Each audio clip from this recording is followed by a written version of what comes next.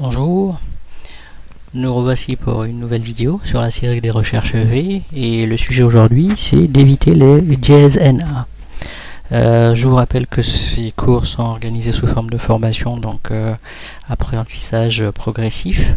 N'hésitez pas à retourner sur les vidéos précédentes si vous avez des questions et le fichier sera en lien de description donc pour le télécharger. Et on va rentrer dans le vif du sujet. Donc, cet outil que nous avons conçu ensemble permet de faire des recherches un peu à la Google par rapport à votre tableau.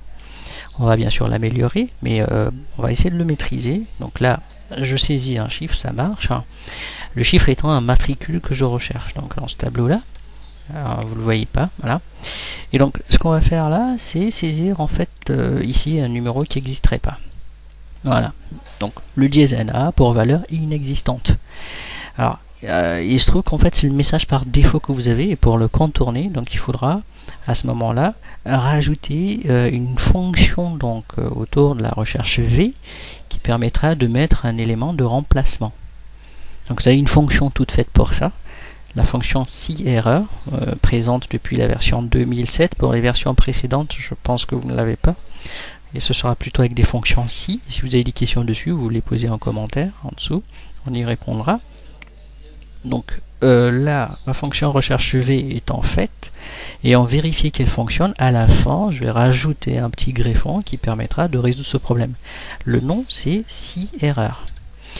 Donc vous commencez à saisir un tout petit peu son nom. Pourquoi? Parce que l'assistant n'est pas très bon quand vous avez plus d'une seule fonction et que vous les imbriquez. Donc nous double-cliquons dessus, voilà. La syntaxe est simple, ouais, si-erreur, donc valeur, c'est votre recherche V. Okay, vous mettez un point virgule à la fin et vous tapez ce que vous voulez comme élément de remplacement en cas d'erreur. Vous voyez, c'est clairement écrit là, si erreur. Alors si c'est du texte, il faudra que ce soit entre guillemets. Je mettrai peut-être un tiret de 6 en cas d'absence de la valeur. Et vous fermez la parenthèse. Si c'est des chiffres, pas besoin des guillemets. Sinon les chiffres seront reconnus comme du texte et ça ne fonctionnerait pas. Donc je valide et vous remarquez que cette cellule traitée réagit correctement. Alors on va essayer avec un chiffre, notre cobaye qui commence à être connu, Monsieur Phyllis. Donc 25, je valide, voilà, et ça marche bien. Et si je remets donc maintenant un autre, voilà, ça marche pas. Bien sûr, vous devez naturellement gérer les centrages correctement, comme vous avez l'habitude de le faire, et votre fonction pourra traiter correctement les éléments s'ils existent, sinon l'erreur est interceptée et vous mettez plutôt quelque chose à la place.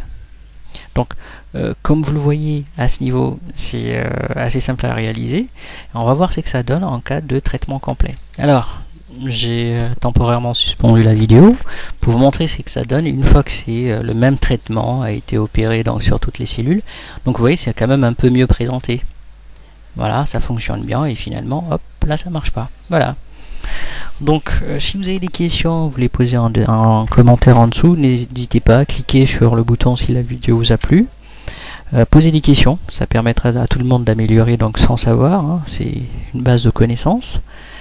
Et les fichiers, donc vous les avez en description. Si vous ne les avez pas, vous les récupérez par là. Merci.